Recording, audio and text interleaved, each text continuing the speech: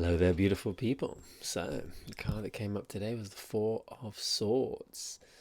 If you have a look in this imagery, the Four of Swords is this guy who's sitting or lying more like in what seems to be like a tombstone in a church or something like this, with three swords above his upper body and then one below him. There's the stained glass window which depicts the church, and there is this there is this stability and groundedness in all the fours, because the four is this very grounded number. And the fours are also connected to Jupiter and bounty and abundance in many ways as well. And so there's this grounded abundance, and the grounded abundance, when it meets our mind, it calls for, well, how can we find the abundance of our in our mind, the mind, which is kind of a conflicting suit in many ways, but here the beauty and the bounty of the four and the groundedness of the four calls for us to find stability in our mind, and that stability is found by quietening our thoughts, by silencing our mind, by going inwards, by practicing meditation, by practicing introspection, by taking time out from our physical life, from the world around us, and bringing all of our attention inwards, and really focusing our thoughts on what's going on inside of ourselves, taking a well-deserved holiday, giving ourselves time to be still and silent and just quiet, and shut off all of the normal ways of thinking of our daily life, and bring our attention into the present moment and see what there is, see who we are, see what comes up in our mental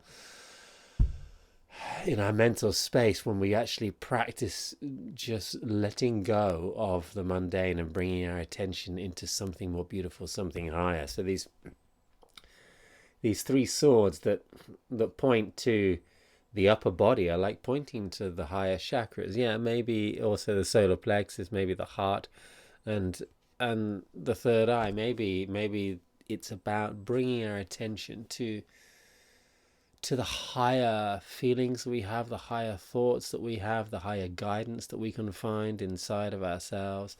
The fourth sword, which is below us, it symbolizes that it's underneath us, it's below our consciousness, it's sitting underneath us, supporting us on some way, and this is like the subconscious thoughts, and it's about being silent enough to see our subconscious thoughts, to be able to be self-aware. And this is a card of strong self-awareness and strong practice of being in the moment, and a practice of going inside, taking time out away from life and being present with ourselves, and being able to listen to what's going on inside of our own minds, inside of our own bodies, inside of our emotions, and to be able to listen and receive something maybe of higher nature, receive a higher guidance type thought, which is naturally something that happens when we sit in silence. It's naturally something that happens when we practice letting go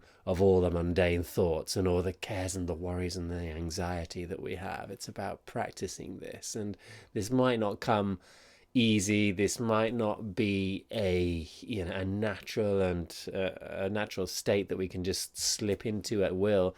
And this is why this card speaks about a practice. It speaks about making this exercise of going within an important one in our life, giving it strength, giving it finding our purpose, and making this practice something that we will do on a regular basis, devoting our thoughts to maybe think about higher stories, like, hey, what am I here for? What is my purpose? How can I bring in those calming feelings into my life? How can I visualize my life in a way which would be inspiring for me? There's a lot of inspiration that can come from this card, and it's a great time to just sit with ourselves and see if we can tap into that inspiration. Have a fantastic day.